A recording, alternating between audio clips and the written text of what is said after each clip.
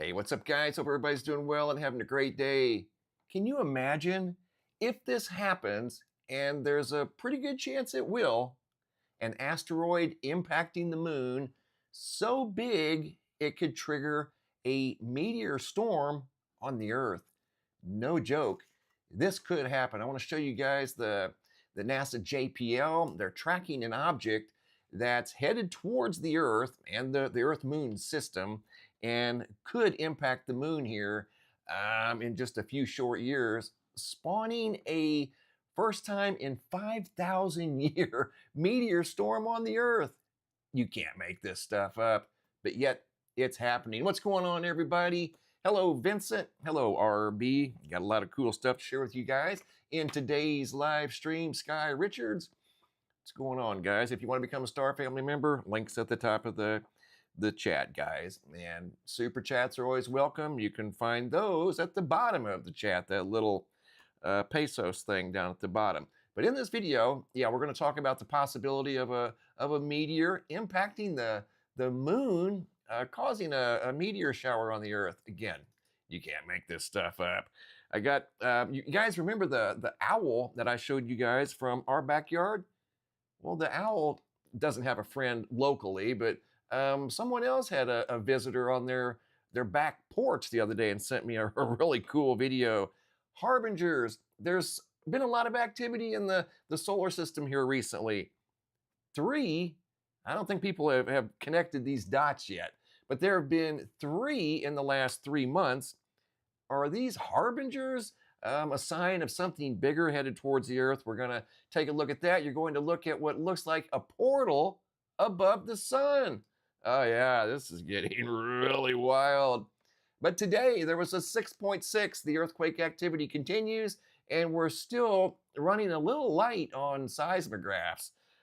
This one happened today down around Macquarie Island, south of New Zealand. This was a 6.6 magnitude earthquake right down in here.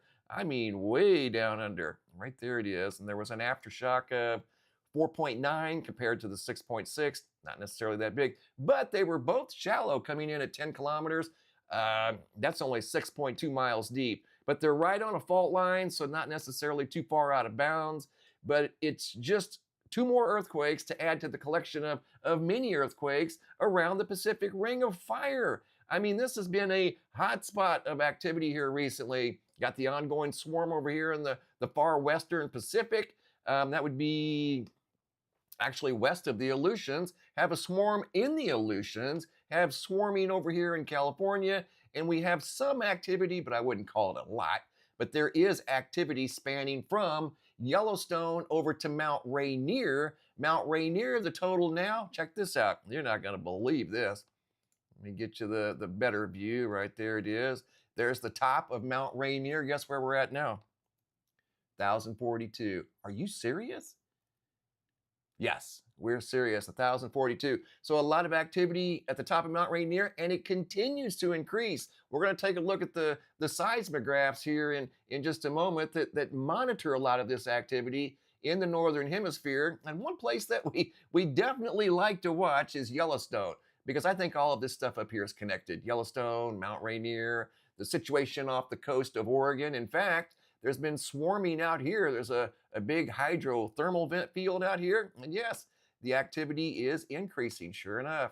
I can remember a day when earthquakes were absent from this very map right here. There weren't earthquakes back in around like 2008. So things are picking up. Things are amplifying, especially in this part of the world, but not limited to this part of the world. All around the world, it's as if the Earth is sensing something. And I heard the other day that there's some speculation going around that the Earth was expanding from all this earthquake activity and stuff like that, that was a sign of the Earth expanding. No, it's actually a sign of the Earth shrinking. And we'll talk more about that later. But yeah, the Earth is more than likely shrinking opposed to expanding. But again, it's working. Old Faithful still rocking and rolling there at Yellowstone. There could be, I don't know, something going on along the northern rim of the caldera. Maybe it's a new geyser. I don't know, but there was a seismograph up there that was absolutely, if you were reading the graph and interpreting it in literal sense. It looked like the ground was moving up and down. I have a video I'm going to share tomorrow, actually several videos of somebody that went to Yellowstone and they did a couple of experiments. And I just wanted to confirm the source before I shared it with you guys. But yeah, kind of shocking what could be going on at Yellowstone. Speaking of shocking, oh yeah, this is going to be very interesting. I know it's a ways off, but we could see this coming up in a few years. And I just showed you guys the JPL of this object right here, 2024 YR4. That is 180 foot wide, actually a little bigger than that, asteroid that could collide with the moon here in just a few short years. Asteroid impact over here at spaceweather.com, and a CME impact has already missed the Earth. There was a slight chance of a CME, but it didn't happen. Didn't produce much of anything. Headline article over here today: asteroid impact could cause a meteor storm. Mark your calendar, asteroid 2024 YR4. If it hits the moon on December 22nd, that's actually it could impact the moon on my birthday. There's a super chat. Thank you for the super chat. I'll be right back with you. Let me get through this first paragraph. Thank you for the super chats, guys. They're always welcome. If this thing impacts on my birthday, that would be kind of wild. My birthday is December 21st. This is expected to impact on December 22nd of 2032. Earth could experience a rare meteor shower made entirely of moon dust. Are you kidding me right now? No. And the last time that this happened, it hasn't happened in modern history. The last time they know of something like this happening was 5,000 years ago. So we could be seeing yet another super rare event coming up here in just a few short years. There's my moderator. Thank you, moderator. Appreciate that. Who sent the super chat? That's super kind and super cool. Who did that? Let me get the super chat right there. Tina Valco. Thank you, Tina. Cannot hear you. Please turn your sound up. Oh, sure, I can do that. Here we go. Watch. Here's the sound. It's showing over here. I'm bouncing off the charts, but I'll turn it up a little bit for you there.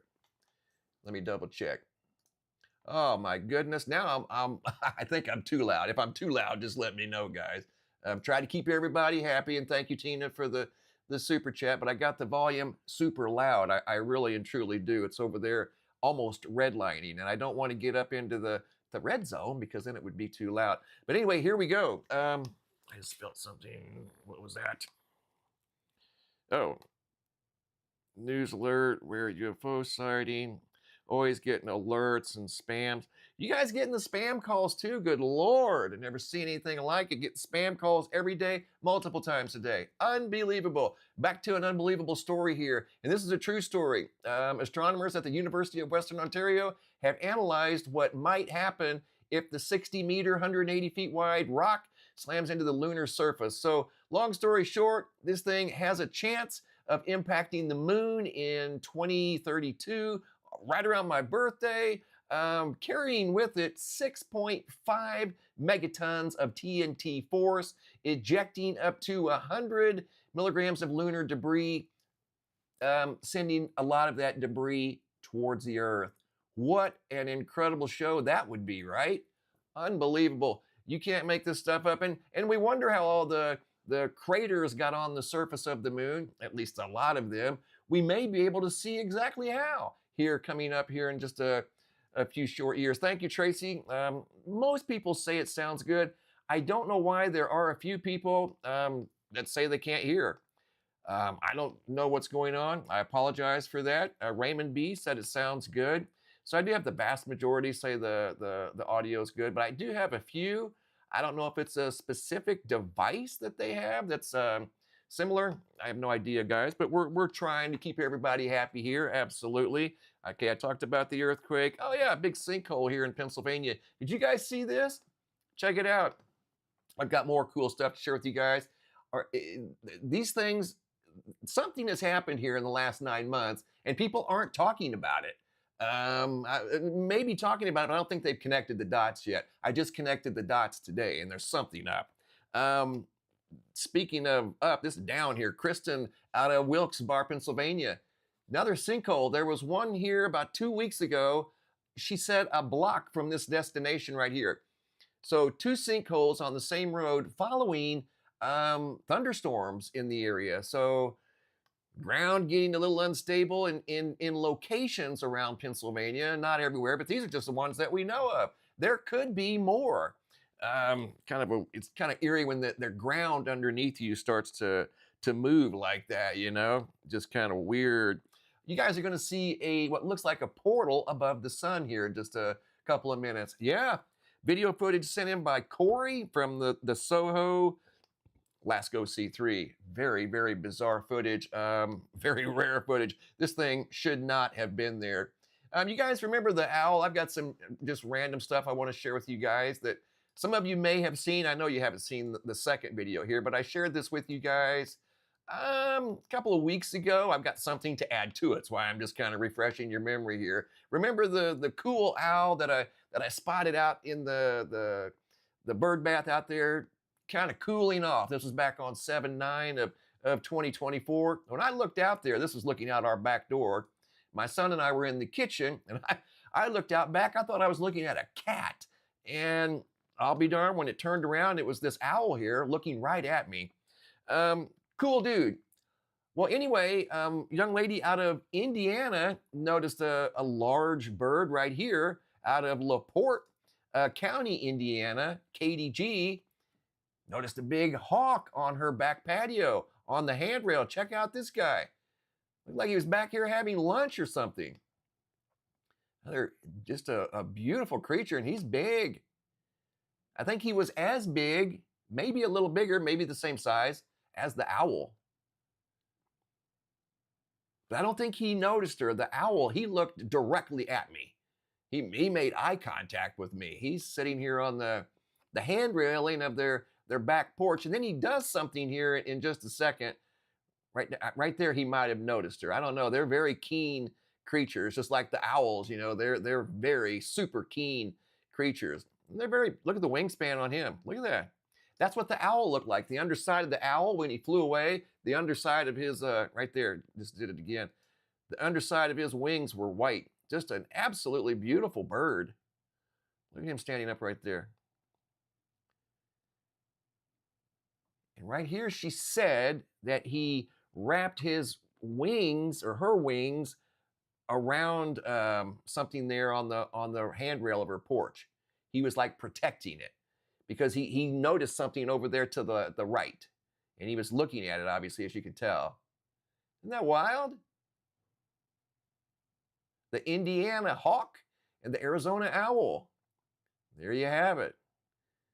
Beautiful creatures in the ecosystem. That is a beautiful bird. So was the owl. He was very cool. And I mean, he looked right at me. The wise owl. I'd never seen that before. Honestly, when I first looked out there, guys, I thought I was looking at a cat. No joke. Got to keep a note card here. I got a lot of things to share with you guys. I have 20 windows open again, and I have a few videos down here today, but they are action-packed and super, super bizarre. Check this out. This is a connection that I made. Where's the video at? Right. I thought I had it already on the runway. I do. It's over here on this runway. Right here. Here we go.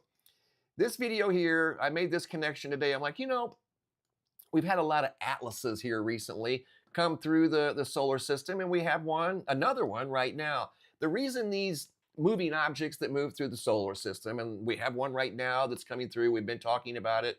It is N1, wait a minute, N3, I get them confused. There's so many. There's N1, A1, A3, the interstellar, they call it a comet, but I'm not convinced yet that it is a comet. But are these things precursors to something bigger that's coming our way? Because check this out, guys. I just made this connection today. I was fully aware of it, but I didn't realize, because time, it just seems like, has been moving faster here recently. It seems like these happened a long time ago. But look at the connections I made. This is the one that's in the inner solar system right now. This is this object right here that's coming in horizontally. It's so weird. It's coming in like an airplane, like a craft would travel horizontally. This is 3I atlas. Okay, so I got to thinking, wait a minute. We've had other atlases. So this is the one I'm starting with because it's the most current and it's in the inner solar system right now. And here it is, a close-up view as close as we could get. Michael Jager, one of the best astronomers in the world over in Austria, managed to pull it in right there. And to me, it doesn't necessarily look like a comet just yet. But then I got to thinking back, I'm like, wait a minute. There was a comet that came through not too long ago. This one was back in October of 2024, and it came up from the bottom. And you can see comets normally travel on an incline. They either come in at a steep angle or even come up from the bottom. The green and yellow lines you see right there, that's the solar system, that's the planets, and that's how they orbit around the sun. That's called the ecliptic plane. Well, comets usually come, like I said, in at an angle, not straight in at the ecliptic plane like this one is, or the one I just showed you is. It's very, very unusual. But this was this one was in January of 2025, January 15th. And this one too was another Atlas comet. And guess where it's at? It's just now leaving the solar system. It's not too far. It hasn't gone completely away. It's right there. So we have G3 Atlas down here. We have N1 Atlas right in there approaching Mars. Oh yeah, this gets real interesting. So this one just swept through. Are these things harbingers? Are these a precursor to something bigger that's out there? It kind of looks like that because these aren't the only players in town. I got two more to share with you guys. Then C2023A3. This is the one from October of just last year. So we've had three, counting the one that's currently being followed today, 10/11 of 2024. Watch this one here. Remember this also, Comet Atlas? Remember how it made a dramatic entrance into the inner solar system? Went in front of the SOHO LASCO C3 here, and it left a big dramatic tail in the field of view. I mean, it was quite a spectacle. Oh, wow. So there have been three now, and they've all been discovered by the Atlas Observatory. So are they onto something? But the thing of it is, they're all coming from different directions. So it's a bit of a mystery. It's very, very interesting. And I'm going to talk more about it here in just a minute. But we've got the bigger ones that I just showed you, and then these two right here. And there have been two more prior to this. These are sun-diving comets. So is something disturbing the Oort cloud out around the outer reaches of, there it is right there. There's number 2, and you just saw number 1. There's 1, and there's 2. So we've got big comets, we've got mysterious objects, all traveling through the inner solar system just within the last 9 months. That's a lot of activity. It really and truly is. And this one here is still a bit of a mystery. This one doesn't look like a comet, does it? There's no tail, doesn't have an outgassing head, what they call a coma, like that one or like that one. Granted, it's a little bit farther away. In fact, I'll take you to its exact location where it's at today. Let me stop that one right there. But there have been 3 guys in the last 9 months. It's pretty rare. And here's this one coming in like an airplane, right? It's right here. They said that this trip that this thing is taking through the inner solar system had a 0.005% chance of going past 3 planets like it's doing if it was just a natural comet-like object. But it's doing it. It's almost as if it was by design. But there it is right there. But there's also this one that's just below it. And then there's also this one that's just above it. So you have 3 objects over here in the vicinity of Mars and Jupiter. They're all over there, not interacting with each other, but they've all made entrances into the solar system just in the last 9 months. Where are they coming from? Hey, Graham, what's up, buddy? Good to see you, Graham. Thank you for the super chat. Solar system may be crossing. Yes, you've been talking about the galactic plane. There is something up. I truly believe it. This is way too much activity, and it's in the same area. And now we have a mystery traveler moving through the inner solar system from a different star system. Is this all just a big coincidence? And now coming up, we have the moon possibly getting ready to be impacted by an asteroid. And who knows what's going to happen between now and then. I mean, that's potentially, what are we looking at? 6 years away. So but it has a pretty good chance of impacting the moon. But we could see something else come into the inner solar system between now and then. So, big story over here at spaceweather.com. Asteroid impact could cause a major meteor shower on the Earth. And here's the other comments that I just showed you guys. This one here, comet A3, was the brightest comet in 27 years. You guys saw that when it came in from the top. This one here came in from the bottom. And then the one that we're currently watching, the interstellar traveler, is coming in like an airplane. So we got bottom, top, ecliptic plane. Something's going on. There's no way that's all random coincidence, you know? So something's being stirred up. It could be the galactic plane, as Graham mentioned. Hello, Linda Stark. Thank you for the super chat. At least that's what I think. And you guys are in for, I don't think you guys realize the treat that you're in for here in this video. No joke. Those of you that are on here, welcome. Thank you for stopping by. You're going to like this. I'm looking at my list here, guys.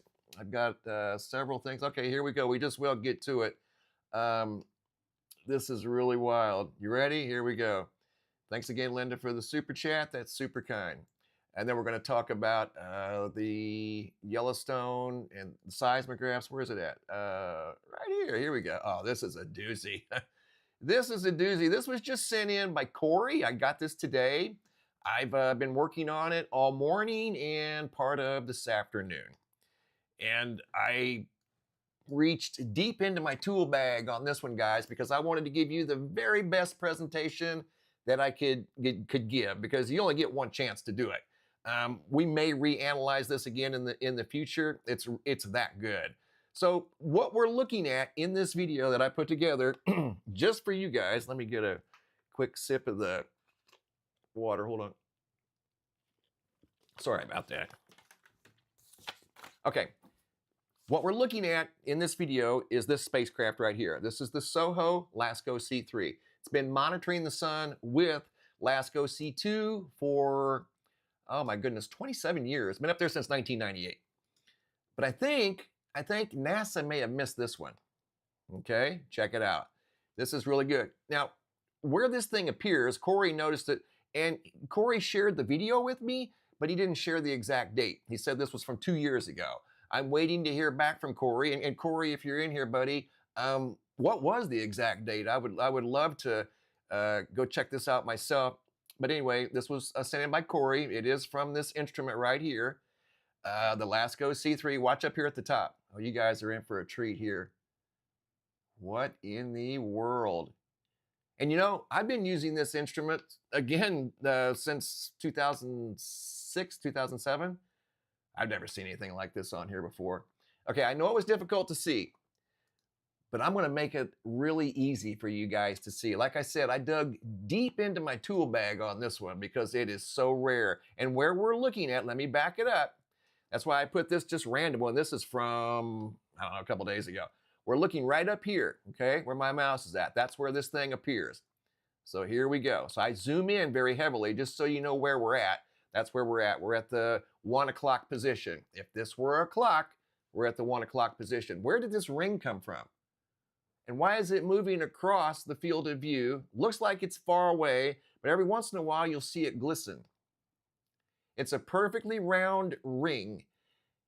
He was wondering, his theory was, is this some sort of a wormhole? I know it's tough to see, but it's going to get a lot easier to see. Hang in there. I dug deep. You'll see it. I pulled this thing forward. You're going to see a big, perfect ring. It's not a planet. It's not a star. The stars are moving left to right. Okay, it's a little easier to view right here. In fact, let me make sure I got my brightness turned up. There we go. Yeah, this is pretty wild. This is actually very, very fascinating. This was spotted on the SOHO LASCO C3. Look at that big old ring up there. Whoa! And that's not a camera anomaly, or that would show up all the time. Okay, you're going to be able to see it a little better here. You back it up again. This one turned out pretty good, but it gets better. Hang in there. It gets better. I know there's a lot of interference here, but you got to keep in mind there's a lot of activity up here, and we're dealing with bright points of light and dimmer points of light. So it was a little tricky, but there it is right there. It gets better. As we get deeper into the video, it got better and better and better. I was able to pull it more and more forward. A big old ring of some sort. Right there's where it was at.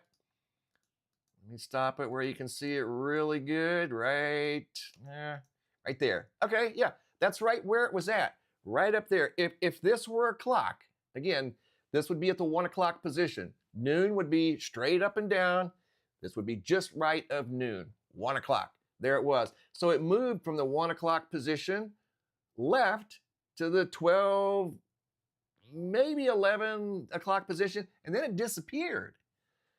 So this was apparently, based off of the software that I use, some sort of a physical object that was made up of some sort of a substance. It wasn't a glare. I don't know where a glare would have even came from. Like I said, I've used this for decades, and at least, well, not quite decades. I've used this for, oh my goodness, 18 years. That's how long I've used it personally. Okay, now it turned out pretty good here in this segment. Look at that. Here it turned out pretty decent. Right there, check it out. And it gets even better as we get deeper into the video. Oh yeah. See the circle right there? Circle of energy. It almost looked like it was a pure energy. Big ring of some sort moving through the cosmos. It's no telling what's out there, guys. It's no telling. This just happened to show up just briefly. Now here what I did a complete inversion, and you're going to be able to see it just kind of blinking in this format. You can see the round circle right there.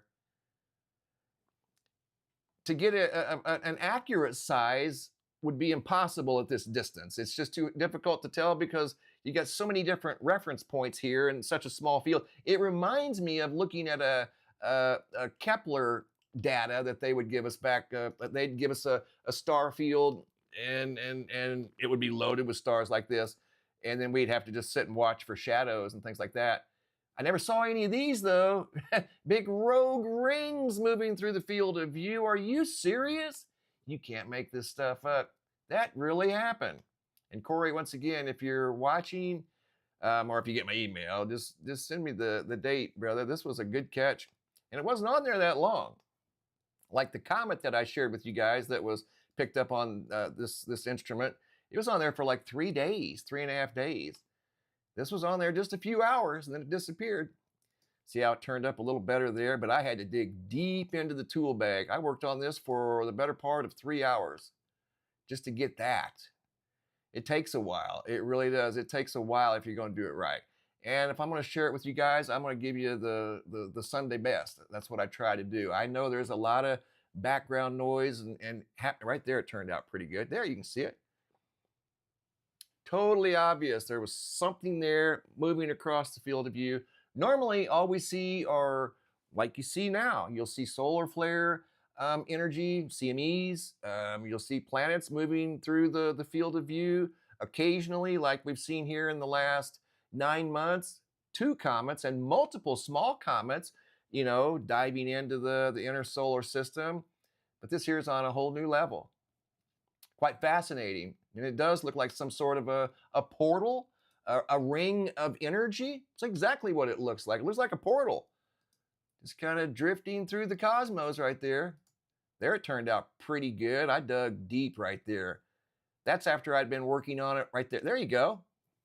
There it is, 1 o'clock position. There's your portal, guys. You want to see a portal? There's a portal. Thank you, the Rockies. Thank you for all you do. You're welcome. The Rock is with, let me see, I want to get your name right. Thank you, that's very kind. The Rock is with Corey. Right on, Corey. Thank you, I appreciate the super chat. There you go, guys. Took me 3 hours, almost 3, to get to that point right there. And I just inserted it on top of, I think this is just a version of the field of view from SOHO. I believe this is from October, back when I was researching the Atlas, one of the 3 Atlas objects that have been spotted in the last 9 months. So I just used that as a background, and I overlaid it with the portal. There you go. There's a portal moving through the solar system, or at least it was picked up by this spacecraft. Wow, that is pretty wild, right? That's what I thought too.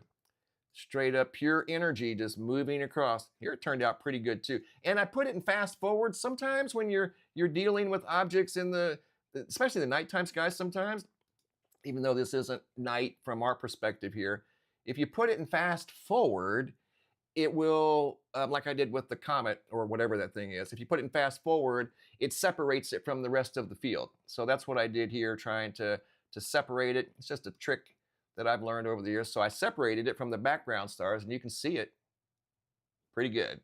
But again, I had to dig deep into the tool bag on that one, guys. You saw something pretty cool, whatever it was. It could have been a portal, could have been some sort of a wormhole, like Corey was implying. I mean, he was theorizing too. Either way, it was a field of energy, kind of like. And I don't have any examples to share today, but I still got them. I've gotten multiple examples again today of the flashing lights.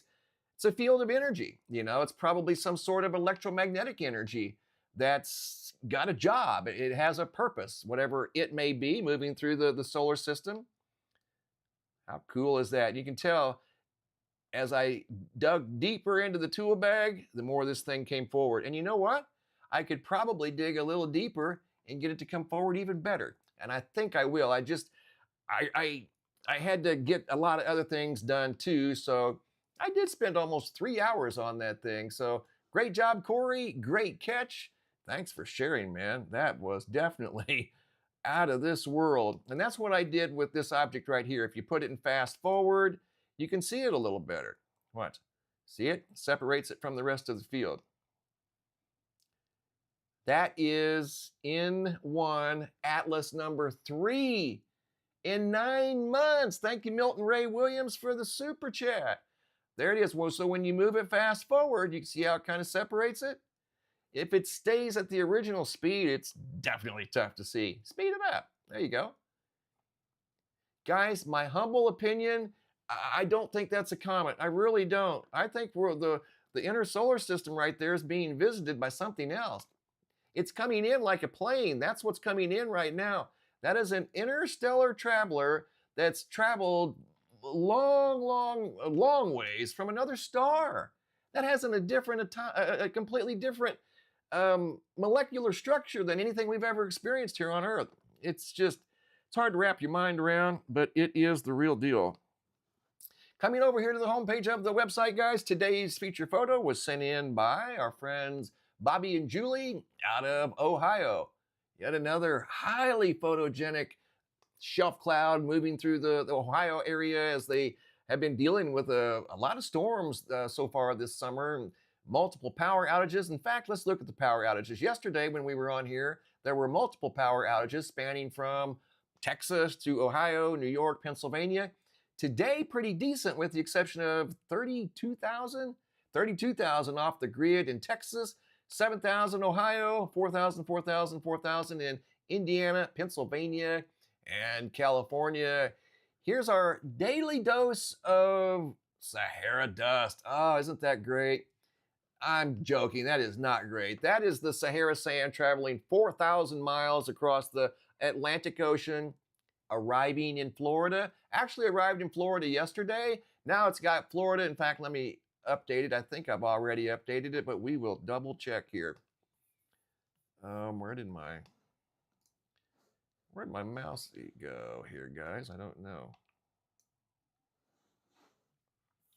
Oh, there it is. Okay, right on. Let's just make sure we're up to speed here. I think it's entered the Gulf. It's completely engulfed Florida. Yeah, it's in the middle of the Gulf right now. Isn't that weird? That's a lot of dust. But the only good thing about that is there won't be any hurricanes out there in the Atlantic Ocean anytime soon. As long as that dust is out there and you can see it's in full force. Here's the west coast of Africa. There's you just will call it a 4,000 mile long plume, right? It's over 4,000 because it's in the Gulf right there. Headed towards Texas, Louisiana, Mississippi, Alabama, Florida. They had Sahara dust on their bagels this morning. Isn't that great? 1,042 earthquakes at mountRainier. Unbelievable. And you know what? Here's the Yellowstone tab. This is one of our daily pit stops. We go here every day. Let's go here today. No seismographs, guys. Still offline. So this is getting mysterious. It's been mysterious considering all the earthquake activity that we've seen in the northern hemisphere. Why don't we have seismographs at Yellowstone? Again, I'm working on some video footage that is super mysterious.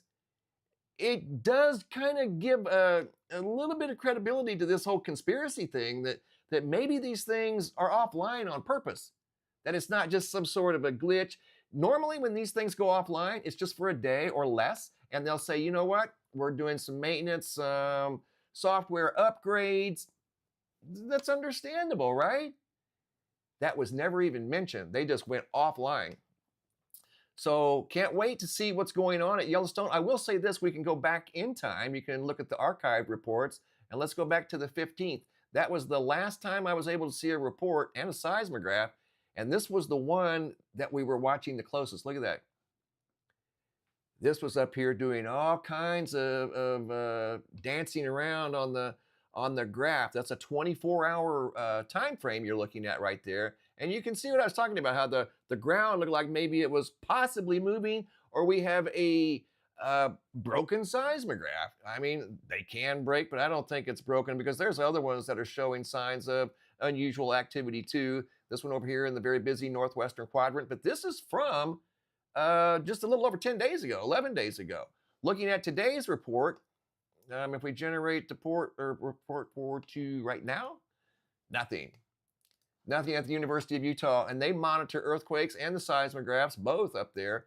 Nothing to look at. We can look at the ones globally. In fact, let me update this one because I've been keeping this one open just in case it goes offline, because this is our only line of sight to any type of seismic activity that I'm aware of. Yes, there's some up in the Pacific Northwest. In fact, there's been some earthquake activity up there. Nothing big, but some small earthquake activity, especially at mountRainier and a little bit around Seattle. Nothing that you would probably feel. But I remember a day not too terribly long ago, and I do know the time, at least in my reality, in my family's reality, it seems like time is moving faster. But I remember a time when there were no earthquakes on this map up in the Seattle area. If there was one up there, it was super, super rare. Now it's commonplace. You're seeing earthquakes in Washington, Oregon, Idaho, Montana. That was never known for earthquakes. It is now. You might see a stray up there every once in a while, and I'm talking about several years ago. Now it's commonplace. Looking at the seismographs here in the US, these are the only ones that I could find that I've used for years, but some of these don't even work. If you scroll down, you can see several of these have no data. So again, I get it. Some of them are going to malfunction from time to time. They're mechanical devices, you know. All mechanical devices at some point break. I get it. This is some interesting activity here. Wow, what is going on in Kingsville, Texas? Are you serious?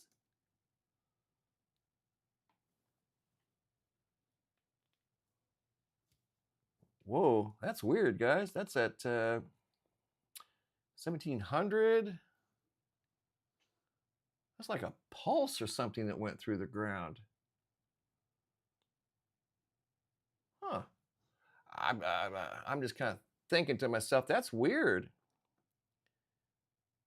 That's strong, and if it's that strong in Kingsville, Texas, it should have been that strong in Junction, Texas, but it wasn't.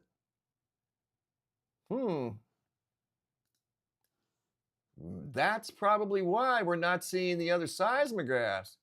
There's something going on. Whoa. Okay. Again, I'm high speed thinking here in my mind, guys. I'm trying to figure out what we're dealing with here. That is highly, highly unusual. That's basically indicating that there was a large earthquake in Kingsville, Texas, but that's not a classic earthquake signature. That's controlled. An earthquake signature will bounce up and down, up and down, up and down. See how this is controlled? It's controlled energy that lasted for 10, 20, just over 20 minutes. That was like a controlled pulse. It's not a classic earthquake signature, no way.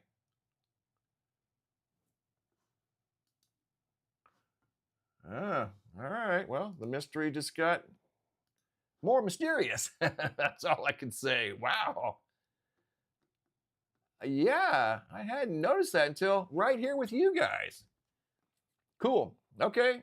Everything's all good, but what was that energy source in Kingsville, Texas, and where did it come from? Thank you, Jonathan. What's going on, guys? Here's the earthquake chart. We'll look at the global earthquakes. Wow, there's a lot. There's a new one right there in the southern Aleutians, well, the western Aleutians just occurred. 5.3 Rat Islands. However, it's very deep, so it won't be a problem. Whenever you see earthquakes even over 50 miles deep, I mean, they're usually not going to be problematic. This one here being 134 kilometers, about 65, 70 miles deep.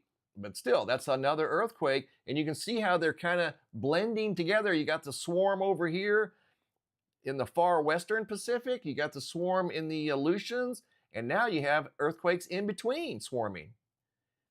Something's up in the northern hemisphere. I am completely convinced. No doubt about it. Something's up. Is that okay, this is the earthquake from the other day. Yeah, 722. Even got an earthquake out here in the mid-Pacific between California and Hawaii. Talk about rare. Wow, that's a rare one right there. And again, I've used this data set here for, I don't know, 2007, long time. I've never seen an earthquake out there between Hawaii and California. That's pretty wild. But again, I remember a time when there were no earthquakes up here in Seattle. Zero, none. So there's an energy shift. As Graham mentioned, you know, the galactic plane, and there's a lot of very good theories and interesting topics of debate. Absolutely. Me personally, I think there's something going on with the core. Exactly what? I'm still figuring that out.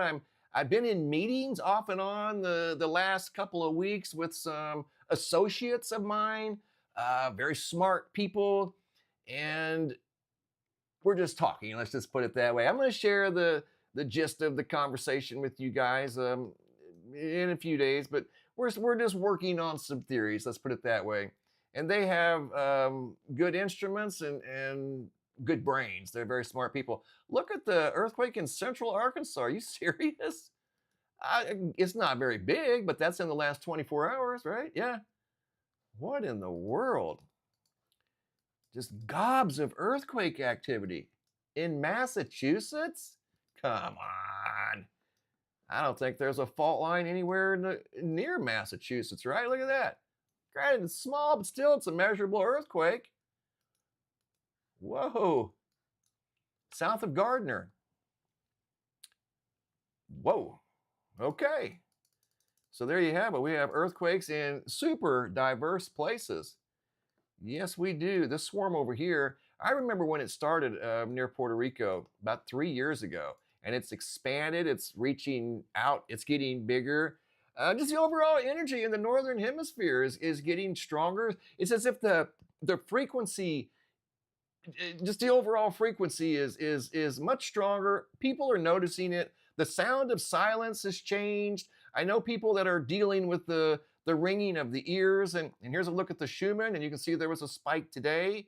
Anybody in the chat? Hey, Graham, thank you for the super chat earlier. Anybody dealing with the ringing of the ears? If so, leave a comment down in the chat, please. I know people that are, and that's one of the topics of discussion that we talk about from time to time with my associates. And we've come to the conclusion that the sound of silence has changed.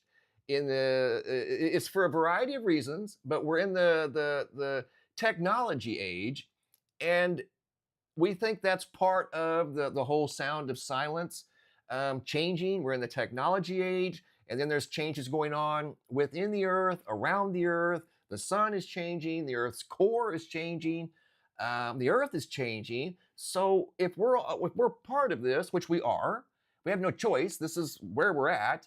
We're going to change too. And if you're hearing sounds like the ringing in your ears, that's your neurological system, guys.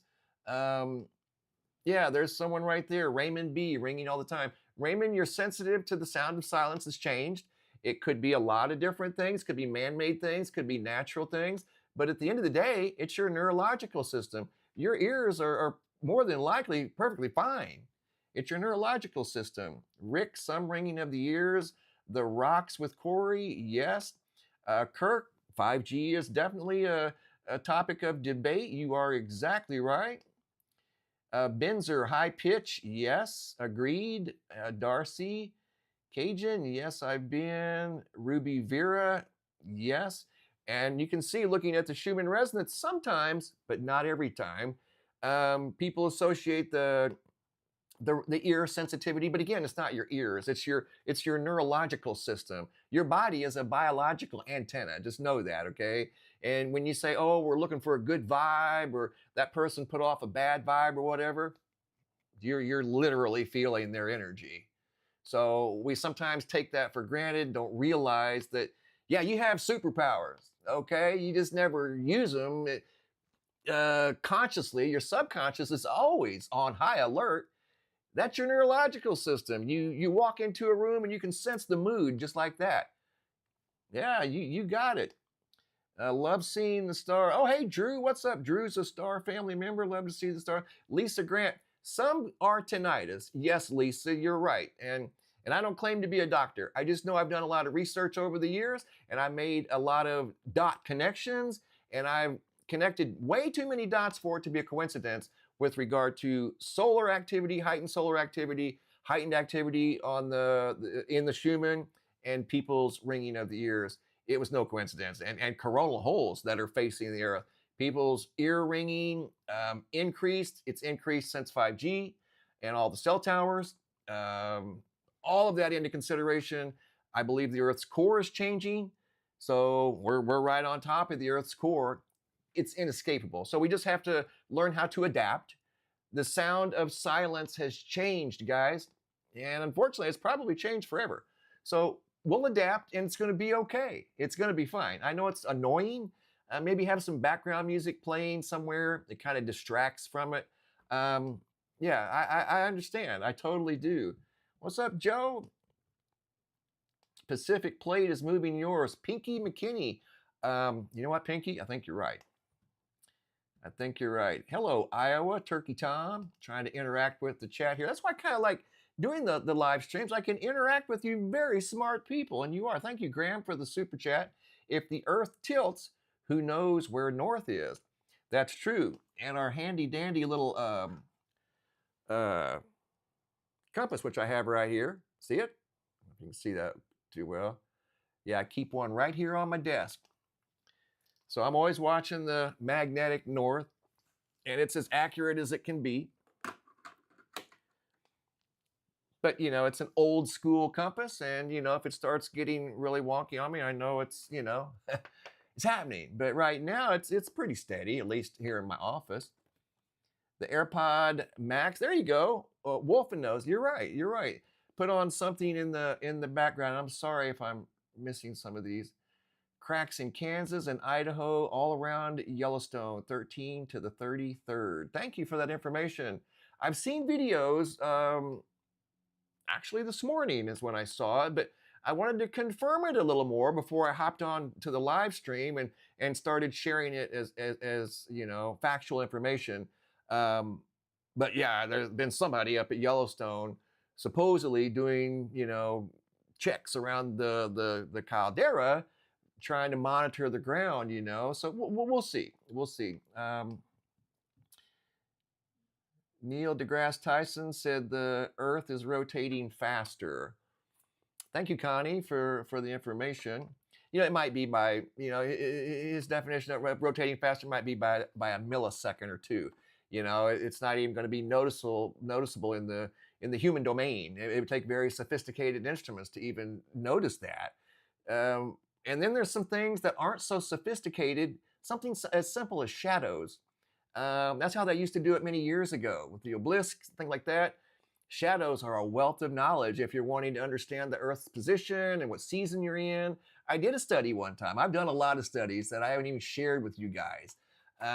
Once I developed that thirst for knowledge that I couldn't quench, I'm still thirsty, and I haven't quenched it yet. I did experiment after experiment after experiment. I didn't watch videos. I taught myself. I had I put a pipe out back in the ground that was unobstructed by any trees or shade, and I followed it for 365 days. You know what I followed? I put it in the ground vertically. I followed the shadow. I measured the shadow every day. And I noticed a tilt. I noticed a wobble in my experience. I sure did. And this was back in 2017. But I noticed that the Earth, through my shadow experiment, wobbled twice during that experiment.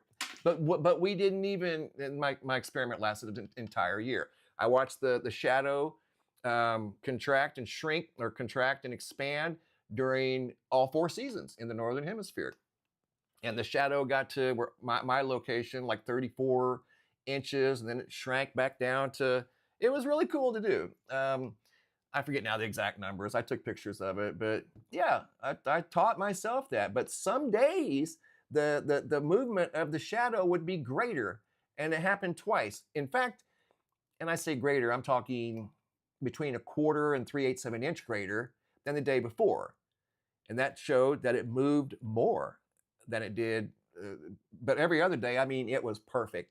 Every other day was the same amount of movement each day going through the latitudes. It was quite a learning experience, absolutely. Jesus Tima, thank you. You're welcome, Jesus. Let me get this off this page here, kind of show you guys. That's Yellowstone. That's our view of Yellowstone again today. No information. Are you serious right now, guys? Come on, get the seismographs back up. I'm going to try to verify the video footage, and I'll share it with you guys tomorrow if it's legit. Looks pretty wild if you ask me.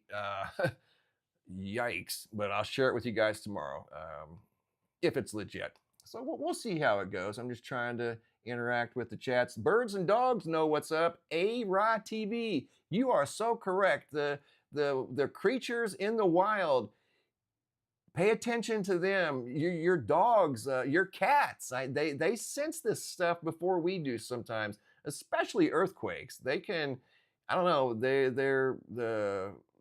they can sense the energy, I guess. They know it's coming. So watch the birds, the dogs, the cats. A lady sent in a video yesterday from California, and the dog, her dog started barking at a UFO. You know, it probably detected maybe the electromagnetic energy, a signal it was putting off that she couldn't hear. She said it was quiet, but the dog started barking before they even saw it. So he detected something. So we pay attention to the other creatures of the earth too. They're very sensitive. Look at all that dirt. Not dirt, but it's Sahara sand. The white patches, there's where it's the thickest, and I'm glad it's there, not over here. Ay, ay, ay.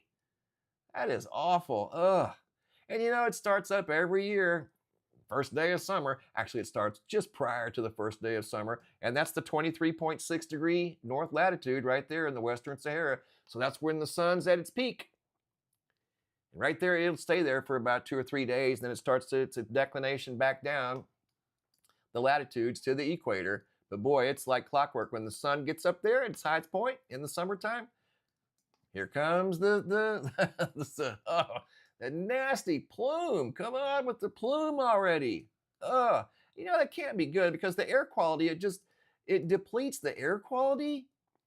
And then it reduces the ability to rain, and hurricanes can't do their job. I mean, hurricanes have a job. Everything has a job that we see here, and the things that we can't see. But hurricanes' jobs are to move heat from the equatorial regions of the earth to the north and to the south. There's cyclones in the southern hemisphere. In our winter in the northern hemisphere, the energy in the south is the same. It's just at a different time. And again, their job is to move heat away from the equator.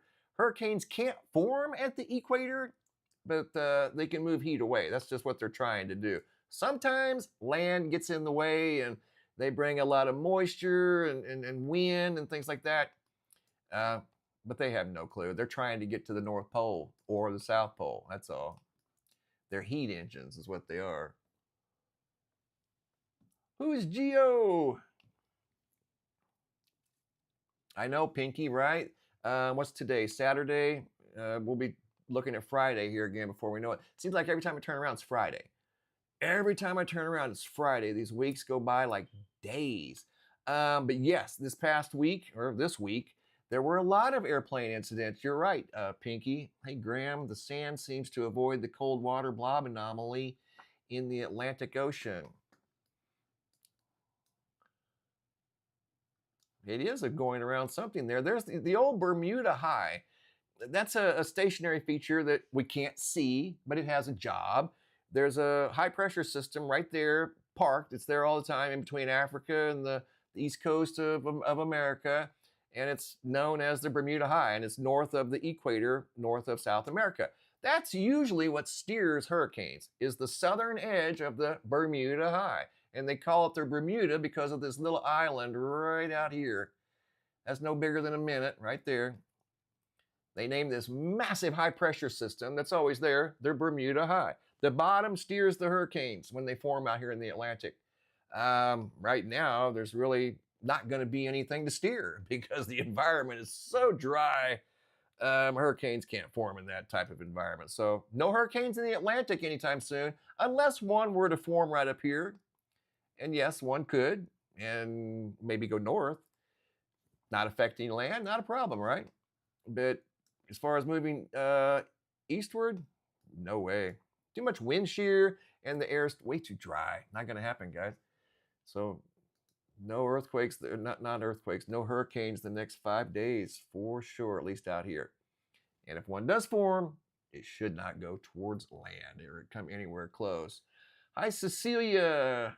Hello, Rick. How's everybody doing today? Dust storms weekly in El Paso this year. Crazy. Thank you for the update, Gregory. I believe it. We've had a few out here in Arizona. Boy, definitely not on my list of favorite things. I cannot stand dust storms.